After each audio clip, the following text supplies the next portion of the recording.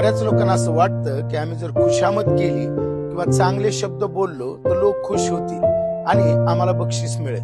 परंतु देवाचं वचन याच्याविषयी काय म्हणतं हे देखील आम्हाला पाहणं गरजेचं आहे. नीतिसूत्र याचा 26वा अध्याय आणि 28व्या वचनामध्ये जर आम्ही पाहिलं तर त्या ठिकाणी दुसऱ्या भागामध्ये असं म्हटलेलं आहे, खुशामत करणारे शब्द हे आम्हाला नाशाचं कारण बनणार आहे.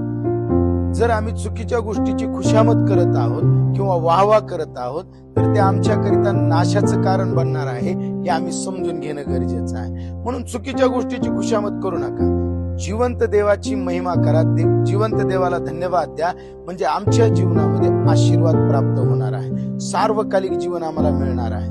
जर आम्ही याकडे लक्ष दिलं तर निश्चित आमचं जीवन आशीर्वादित झाल्याशिवाय राहणार नाही. आजच्या दिवसामध्ये तो प्रयत्न करूया आणि जिवंत देवाचं गौरव आपण करूया. देवबाप मला आणि तुम्हाला आशीर्वाद.